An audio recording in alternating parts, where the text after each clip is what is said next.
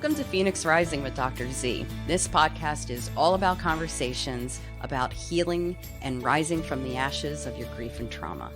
In this podcast, we will be deconstructing and highlighting the different aspects of grief and loss. I'm your host, Dr. Christina Zampatella. Hi, I'm Dr. Zampatella with Phoenix Rising, having conversations in regard to grief and loss and trauma as we try to rise from the ashes of those losses that we have. Today, I have Amanda Woolston, who is a licensed clinical psychologist here at the Center for Grief and Trauma Therapy and does lots and lots of other stuff. So I'm going to ask her to introduce herself and tell us a little bit more about what you do. Thank you for having me. Yes, so I am, full disclosure, Dr. Z is my boss. So I work, my full-time gig is I'm a therapist at the Center for Grief and Trauma Therapy.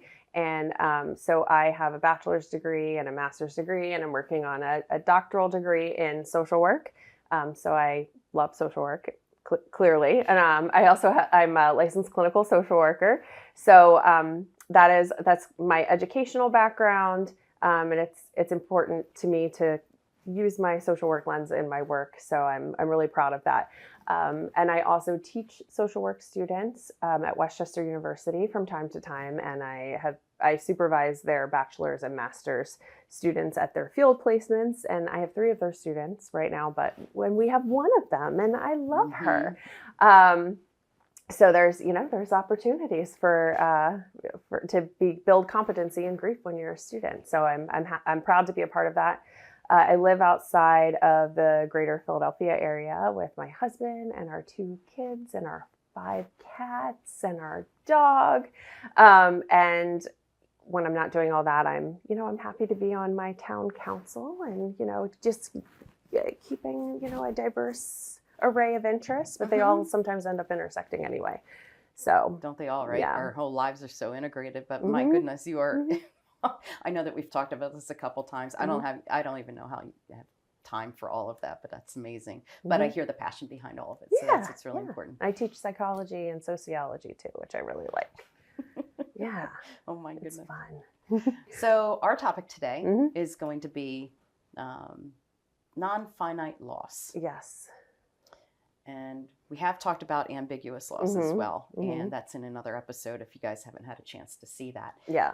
We strongly encourage you to do that because there's a lot of overlap between the two. Yeah, I feel like understanding ambiguous loss might even be like a primer for understanding. Yeah, that's a good point. It's like, what if I can't identify an endpoint to my loss? It's kind of like where are the boundaries of it? Yeah, so it's the ambiguity.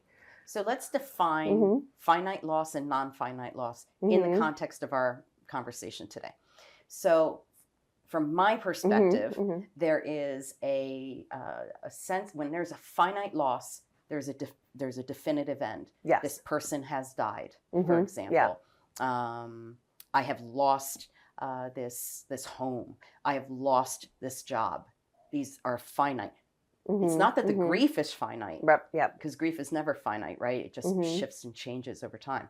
It's not that. That's not what we're talking about. What we're talking about is that there is an endpoint we can identify, right? Yeah. But with a non-finite loss, we don't have an endpoint. Yeah. So an example being somebody who's been abducted, somebody who was killed, and we're unable to find the person who has died. Another non-finite loss that I can think of in my dissertation was a person who lost her brother, and they weren't sure whether or not there was whether or not he died by suicide or if he died by an accident. So there was no finite answer. Yeah. So today, when we're talking about non-finite loss, we're talking about how do you navigate something that doesn't have an endpoint?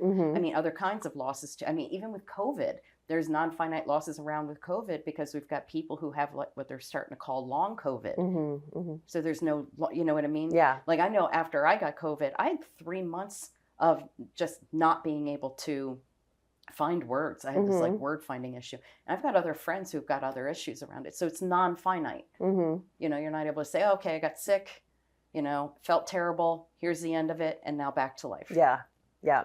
So what when you're looking at finite versus non-finite, what do you think might be some of the most difficult aspects of a non-finite loss for somebody to try to adjust to?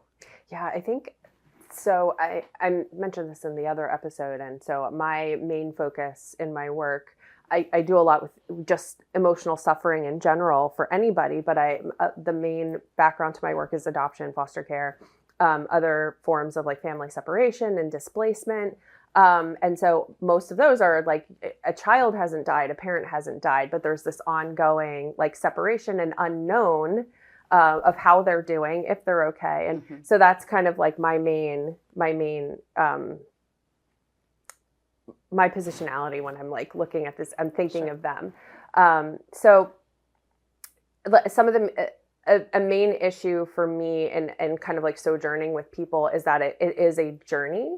And sometimes people will delay grieving or delay meeting their needs because they feel like they have to have an endpoint and they have to know what kind of loss that this is. And because there's almost like, am I justified? Or am I, if I allow myself, let's say someone is missing, if I allow myself to grieve now, is that almost like I'm giving up hope? Absolutely. And so I can't do it. Like I see what you're saying. Absolutely. Sure. And so helping people kind of carry and decide, whatever you feel like you need to do with your emotions and that grief process is okay. And it doesn't always have to mean something bad, like you've given up on someone or that you're judging the person that you've lost, or that you can't receive them if they ever come back home. Like it doesn't mean those things. It means this is what I'm experiencing right now. And so this is what I'm going to do right now based on my experience. This is what I need. There are a ton of conflicting emotions. And I was just listening to something about, in therapy, but even with friends, like, how are you feeling about this? And you have these conflicting emotions that you have to try to learn how to hold at the same time. Hope and despair, for example. I really hope that I find the person that I lost, my child that was abducted. But I really don't know if I'm ever going to do that. And sitting with the heaviness of these conflicting, incongruent emotions, the amount of energy it takes to do that, but it takes so much energy. And the back and forth between, and trying to explain it to people who are going, don't give up hope. Yeah. And inside you're going, I think they're dead. Yeah. I think I don't know what to do with myself. So there's no place to grieve. It's like having no grave site. Yeah. You don't have a place to go and be able to say, okay, this is what I'm wrapping my head around. There's been there's no closure. Yeah. And I think the closure part of it is hard, because why would I want to put closure on my child being abducted? Yeah. So that's kind of where I've seen people struggle. It's so difficult because the grieving person doesn't have the option of setting down their grief and running out of energy for it. They have to keep doing it because they're in it. It's just a condition of their who they are and what they're experiencing now. But their support system around them does run out of energy over time. That's a good point. Because they have their, we talked about codependency in the previous episode. Everybody has their own lives that they're living, and they try to do, we try to support each other as much as possible. And I've recently, when working with clients who have non-finite losses, and I hear them advising people who have just gone through a more recent non-finite loss and trying to warn them and tell them what to expect. And so a really strong theme that comes to mind is the advice that the support is going to be really strong at first, but people can't sustain that. Right. And it's not because they don't care about you anymore. It's not because you're not important. It's not because you don't still need that ongoing level of support. It's that, the people are human and they run out.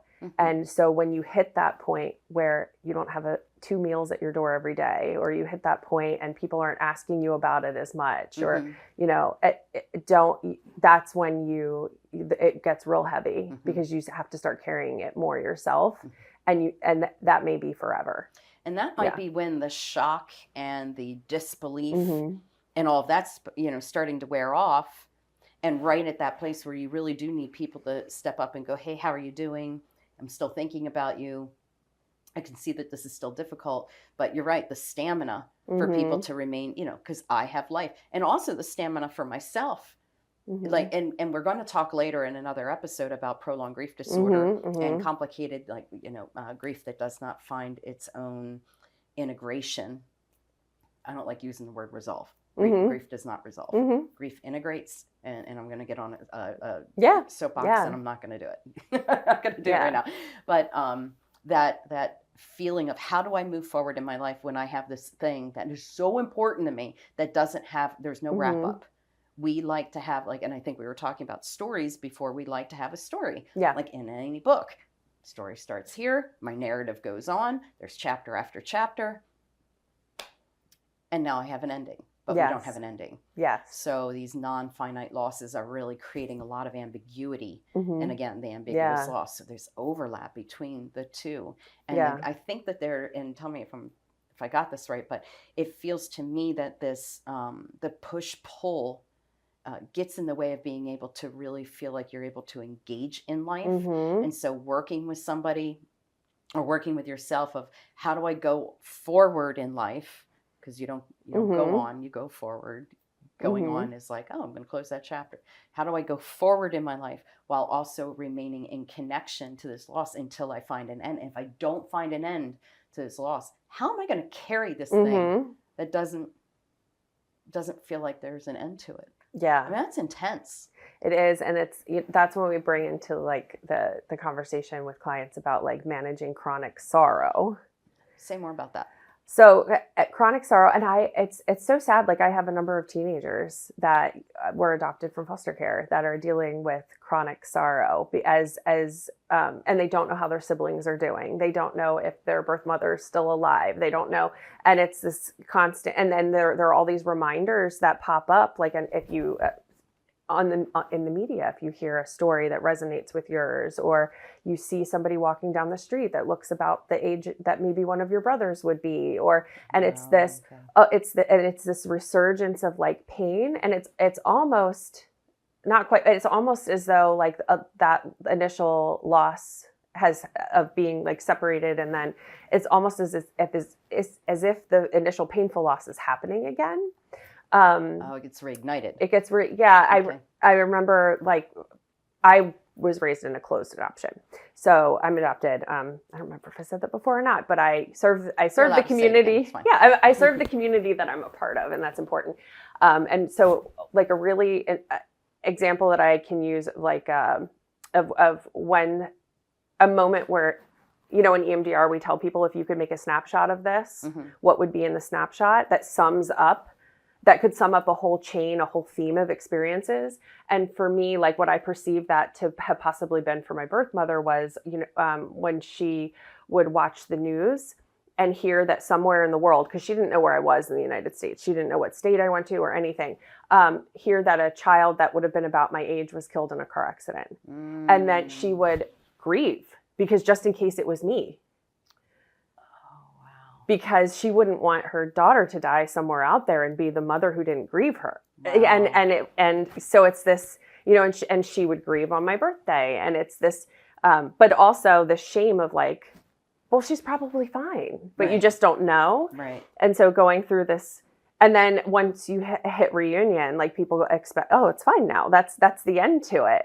Right. But it's the end of the chapter, but it's not. Then you get into the chronic grief or the non-finite grief of like, my body's used to going through this kind of like these waves almost of feeling pain, where I'm, reminded of something that's unfinished. And it's almost like I feel as bad as I did when the non-finite loss first happened. And it's like these waves that keep approaching you. And you're saying this, and what's coming to mind for me as well is like another example. Could be a child whose father was involved in their lives and then left, and he's unable to be found. And that means one thing. Let's say I'm a girl. It means one thing when I'm 5, and yes, I'm being very gender, specific here, and it's more fluid and those things. I want to be clear. But 5 years old, it means one thing when dad's not there, right? Then you become a teenager, and wait a minute, I'm in a different developmental phase in my life. And, who's sitting on the porch with, getting ready to tell the person who's coming up to the porch, you better take care of my daughter and get her home by, 6:30 because I said so. And then who's going to walk me down the aisle? And then who's going to be the grandfather? And so when you hit different developmental stages in your life, the loss is like you just said, is like reignited. But also you're looking back on these losses with hopefully more coping skills and a better understanding of who you are. But that doesn't mean the loss is finite. Right. It just means that you're going into different phases of that loss. And the imagination, trying to put together, we were talking about how do you plug in the details of a story that has holes in it. And we all have holes in every single story of our lives, but these ones that are grieving, that are painful, that chronic sorrow, it just reminds me of this kind of like underlying river that's there, and then it has these surges. You know what I mean? We call those sudden transitory upsurges of grief. Oh, wow. Stugs. Yeah. It sounds very, very that doesn't fancy. Sound nice. No, it doesn't. Or sudden temporary upsurge of grief. Where this is where you have to give yourself permission. You have to give yourself permission to be able to say, it's okay that I'm grieving. Like today is Christmas. That's the day my brother died. I'm going to have a surge of grief. Yeah, I am. And so how do I give myself permission? How do I take care of myself? Because even with finite or non-finite loss, this is going to happen. And now I'm getting, going the scenic route. I'm going to get back to her. So the non-finite loss is really taking its toll on somebody who is unable to figure out a way to integrate the loss while still acknowledging that for themselves. Yeah. And that's for children. I navigate this with small adopted children too, and their parents. And that's really, it's difficult when you bring up the developmental relevance, because, we tell parents, tell children, that, especially in closed adoption, where they don't have any contact or ability to reach out to their biological parents, tell them as early as possible.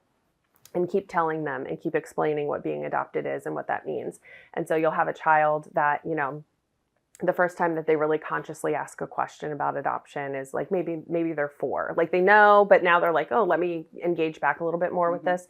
And they'll be like, oh, okay, well I was chosen. I feel special. And you're like, okay. And then they turn like between 7 and 9, and they have this, they can see 2 sides of a coin. Right. And in order to be chosen, I was unchosen first. And then parents are like, oh my gosh, what's wrong with them? They told me they were, and I'm like, well, when you're 4, everything's magical. Right. And when you're 7 and 9, the world gets a little bit more complex. And then when they hit teenagerhood and they're like, how do I navigate who I am with 2 sides of this coin, as well as now I'm starting to have greater realization that adults aren't perfect and the world around me isn't always perfect or safe. It's very heavy. And so it's like the need to re-explain a loss, or the need to, answer to the loss. And sometimes like really common is, at different ages, a child will say, well, oh, can we call her? And, no, we don't know her number, or where's my birth father?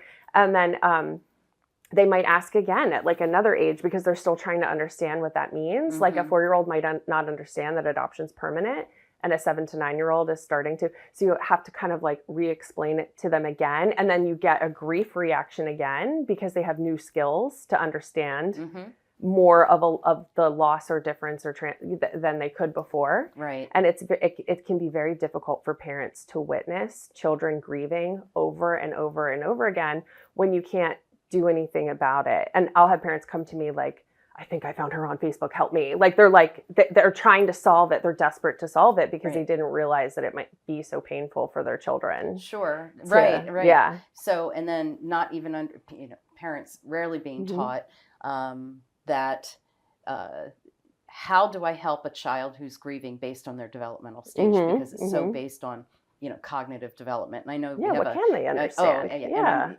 I know another episode we're going to be talking about today is talking about children and their understanding of grief. But it's not just talking about children and their understanding of grief. It's trying to figure out how parents can help children as they are growing and becoming more cognitively developed, so that they can understand more complex concepts. But then I'm also hearing you say that every single time a child comes into a new developmental stage, that loss is being understood at a different level. Yes. And therefore it becomes non-finite. Yes. And they also grieve, children will grieve the loss of their former status, which they perceive their parents to have been happy with.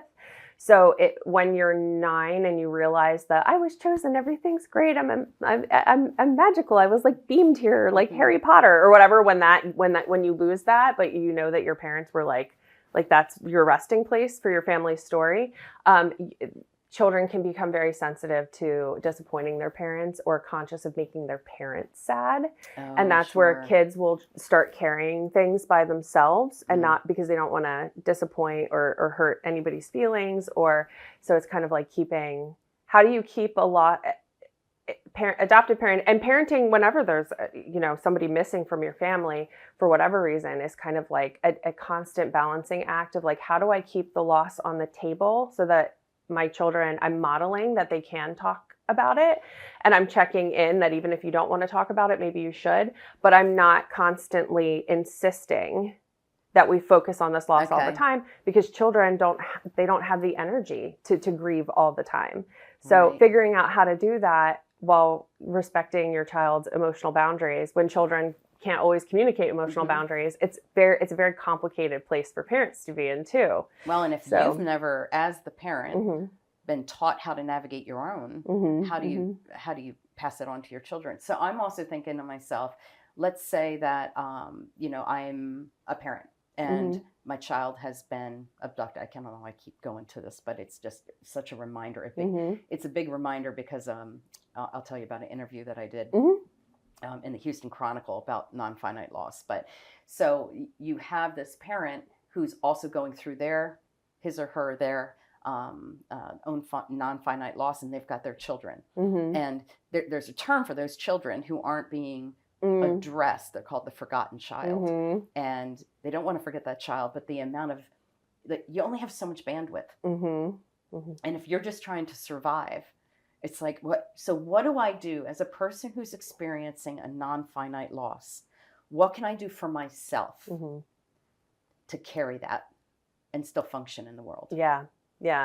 This is where I probably steal so many like one-liners from clients, like unintentionally. They just become part of like. I learn more from my clients than my clients learn from me. I don't care what and so I'm a client at some point had said something to me like, "This is for right now. This is how things are right now." I like that. And I need to address how things are right now. And I have a colleague that once she made a quote and she said, "Be gentle with yourself and recognize that you are doing the best you can right now, even if you want your best to be better tomorrow."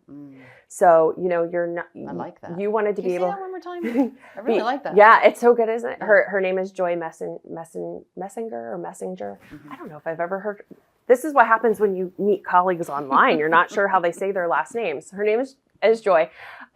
She said, "Be gentle with yourself and know that you are doing the best you can with the resources you have available to you right now, even if you still want your best to be better tomorrow." I love that. Yeah, I want to have a better tomorrow, but today is not that day. Today I'm doing the best I can with what I have at this time. Yeah.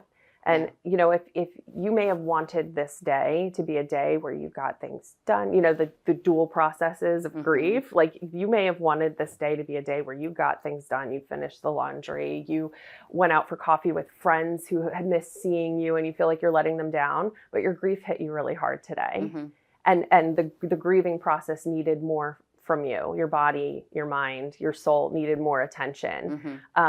It's okay to still want to go out with those friends another time. It's okay to do the laundry, and it's going to be there. It's okay to still want. This is not always how today is not always how it's going to be.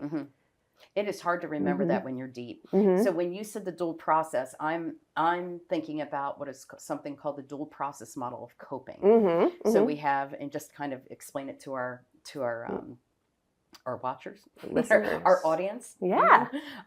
You look at it in one way where you have the grieving here. It's like making the appointment with the grief. Yeah. Being able to actually lean into it and say, okay, I'm going to allow myself to have those emotions, those feelings. I'm going to process what that feels like physically. I'm going to explore that in whatever way that works for you, because different people grieve in different ways, and we'll talk about that in another episode. But then to be able to oscillate over to, I have to get up, I have to take the kids to school, I have to do the laundry. And what we do know is that when your stressors outweigh your coping skills, and that's based on something called stress, stress coping theory, cognitive stress theory. That's what it's based on. What is learning how to oscillate between the two. And it's not neat. No, you may at the beginning, it's very jagged, right? It's very jagged, and you're probably spending more time in this the grief part of your loss at the beginning. And here's where I want to wrap it into non-finite. So you've got more of that loss and leaning into the grief at the beginning. If you're allowing yourself to do that and not avoiding your grief, which sometimes you need to avoid your grief. It's fine. Put it in a box, stick it on a shelf. Trust me, it's going to be there. You can bring it back down. But over time, and Robert Niemeyer talked about this in a training I was doing.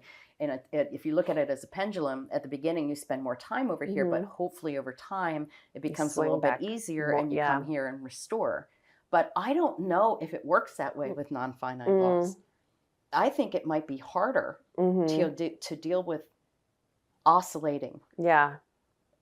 Do you know what I mean? Yeah, because it's just sometimes it depends on so many external factors that you can't control. Like, it's easy for someone might say like, it's easy for me to focus on what I need to be doing to move forward in life and on my personal development and on my goals. But then, like, the issue in Ukraine happening, for American immigrants, for example, like it's, we're thriving. And then we see, like, very visibly people suffering on TV in a way that connects to, our losses.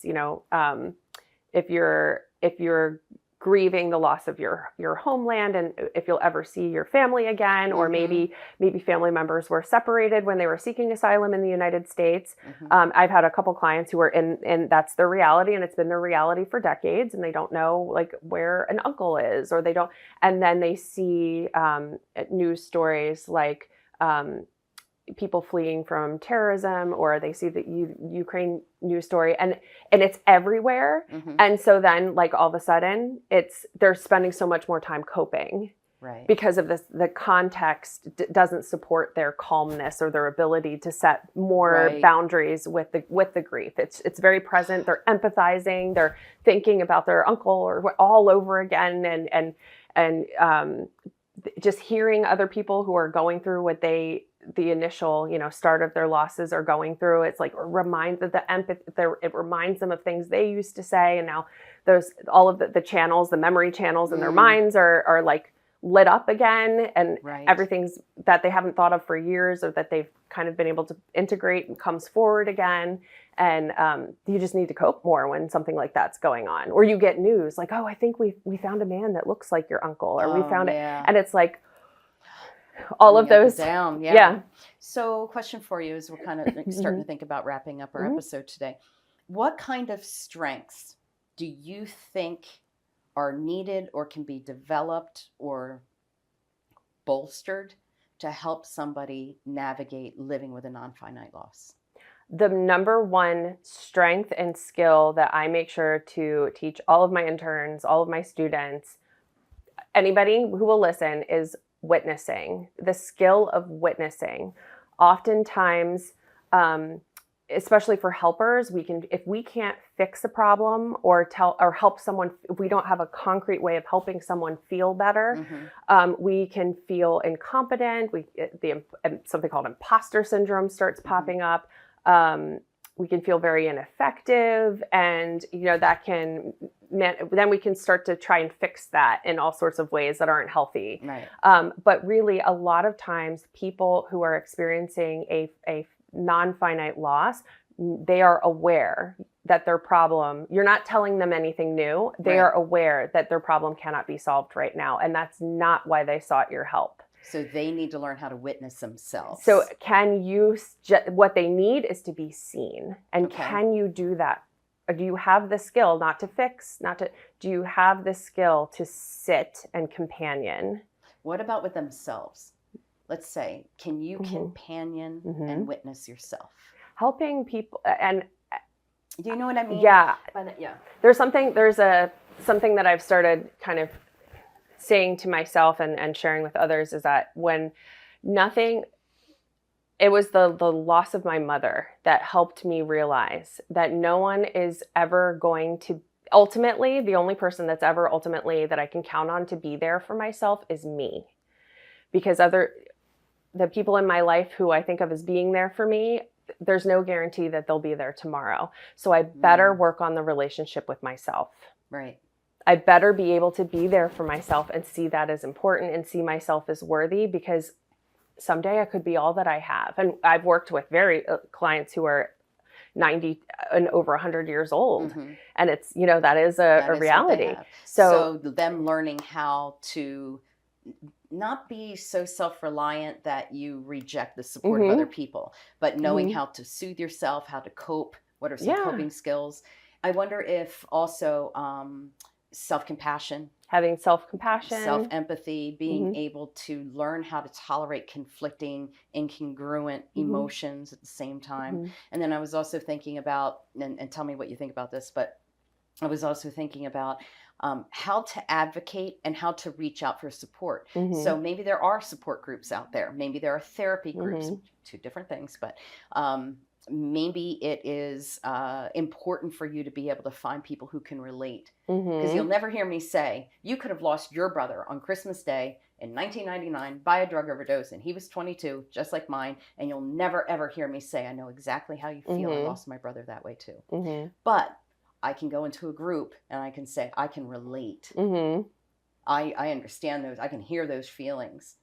And I have my own experience, but there's overlap that we can share. So do you think in these cases, these non-finite losses, that kind of opportunity to reach out to people who can understand that a little bit differently would be helpful? I think, and because a lot of times like communities form by identity, and you are carrying and developing an identity of a person who's experienced this kind of loss, which makes you feel different from people around you who can't relate. Right. And finding others who are at a similar part of their journey as you, who can walk alongside you, finding mentors who are further along, who can give you hope and guide you. But then also I think it can really help people to, when they're ready, to those acts of service can be very healing to people. And if you can turn around and feel like, I don't like to say everything has a reason, but I do like to say that you can create reason to, or purpose to, anything that has happened. And that instead of some things happening to you out of your control, but you're supposed to understand it being the concept, it's you're in the driver's seat in determining how you use what has happened to you. And if it helps make sense in any way of this horrible loss that you're experiencing in an ongoing sense, for you to turn around and then share what you've learned with someone else, then do that. Yeah. So that these groups have a way of everybody mutually meeting different needs that every group member has in a way that you can't with just one-on-one or just being an island to yourself. Yeah, absolutely. So, yeah. Well, cool. It sounds like it would be really important for people who are experiencing this to try to wrap their heads around where they are with things, where they are, in terms of connection socially, if they're having their social interpersonal needs met. And if they're not, how can they seek those out so that they're not feeling so isolated and alone with their losses. Thank you so much for everything that you've done today. And I really appreciate you having this really important conversation about non-finite losses. And I look forward to future conversations with you in future episodes. It was my pleasure. Thank you for having me. Yeah, absolutely. All right. Thanks. Thank you for listening to Phoenix Rising with Dr. Z. If you found this podcast helpful, please share it, subscribe, and leave a rating or review wherever you get your podcasts. We want to be a resource for anyone who's experiencing loss, and this is a simple way you can help us spread the word. Check out our show description. There you'll find a link to connect with me on social media, as well as helpful articles and resources.